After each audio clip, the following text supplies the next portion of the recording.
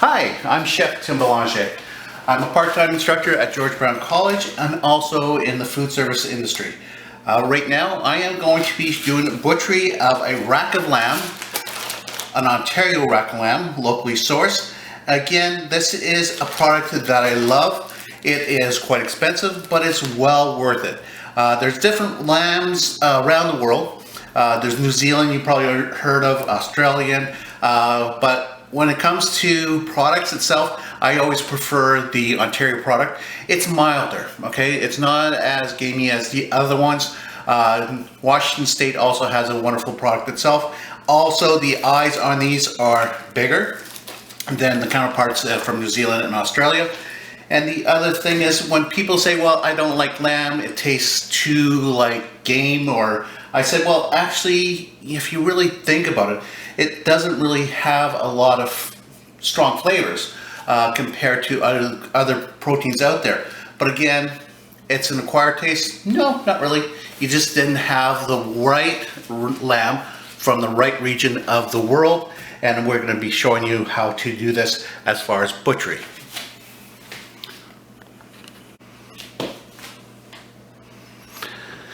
I've taken it out of the packaging and I pat dry it.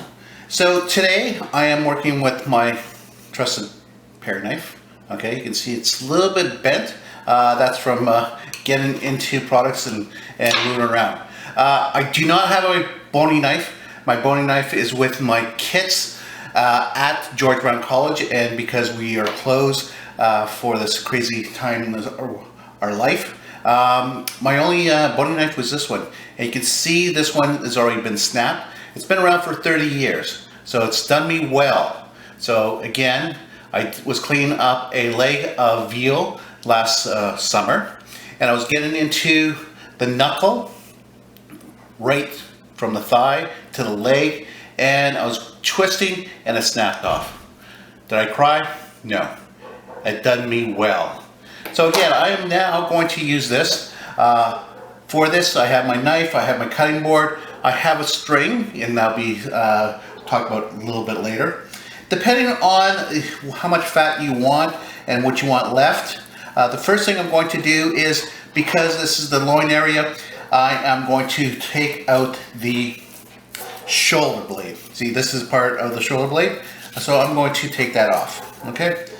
And I'm not going to throw this out because this is going to make a nice little jus later on. Okay, so I'm going to go, and I like my eyes fairly, not a lot of fat on there.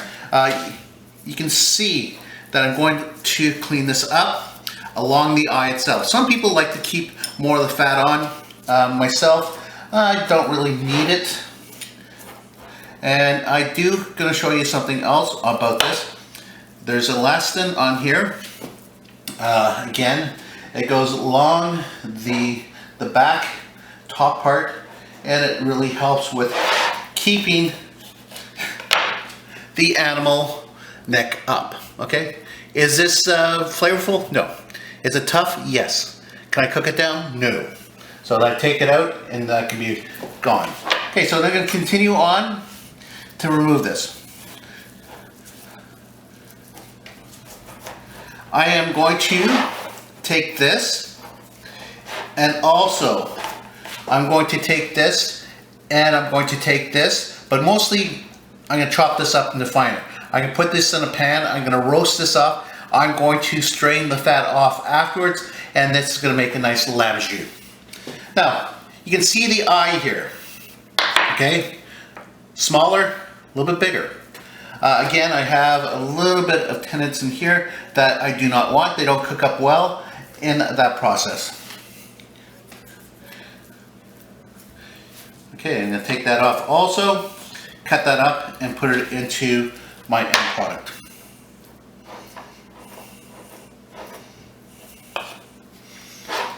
Okay, one more. Again,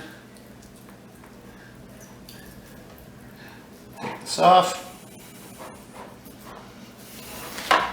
Again, get it underneath and slightly putting this up so I can take off this product. Here we go. Off we go. Everything else, I can clean that up if I want. Again, I have a nice eye. Along we go. Silver skin off. I have a nice eye. Okay, so now I decide on where I want to clean this up. You can see right here and here I am going to make simply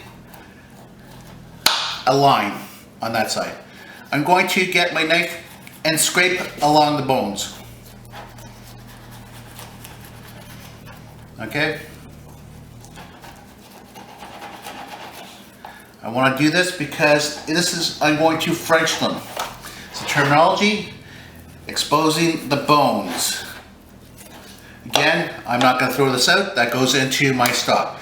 Now I'm looking at where I did my cut, right about there, and I'm going to do that and score this along the inside of my carcass of this bone. Okay, so that way there, I make that incision so I know where to start. And simply going against the bone itself, I go down till I reach the area that I want. And then I pull out these fingerling meat. They're great. Okay, I'm gonna go on this side of the bone, all the way down, making sure that I have scored against the bone. It's gonna be easier for Frenching. Down that one, down the other one, across, holding on to the meat, up against that, making sure my fingers are out of the way, and again, holding down on the bottom of this, so that way there, I can go back up and clean that up. Again, the wonderful meat, good flavors on this. Cross, and then I start to go up, making sure my fingers are out of the way. Again, cross this way on this side itself, and again, holding on to this, again, rubbing against that wonderful bone itself. Again, if you're having problems on one side, just go back on the other side. You don't have to go back up and down. You can go simply down one side, hold on to it, and then go down the other side against the bone to take that off. Okay, I'm going down, making sure, holding on to that, go down the other bone, across, taking that fingerling. Okay, and then the last bone here, and across. So the trick to clean these up, some people say, oh, chef, I scrape, scrape, scrape. You don't have to scrape, scrape, scrape. Technique. Here we have a butcher twine. I'm going to simply use this as attached to something, doesn't matter what it is. I'm going around this, okay, the bone itself. I'm holding on to the lamb itself, and I'm adding a little bit of pressure to my string. You can see that that's taking that rest of that meat off and clean up the bone. A lot easier than doing the scraping, okay? Again, adding a little bit of pressure, not a lot, because remember the bones itself, they taper up. So if you add too much strength, you are going to break the string and you are going to have issues. Okay, so I'm going to go around,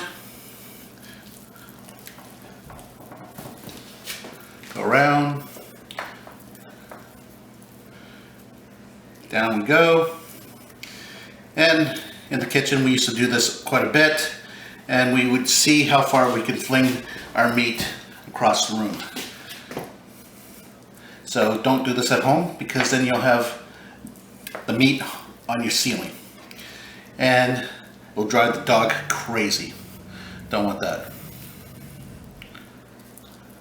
Okay, again, keep on going, along we go. You can see, and don't wrap it around twice, because if you wrap it around twice, you are going to have more of an issue, because then it gets stuck. You can see it's just a once around.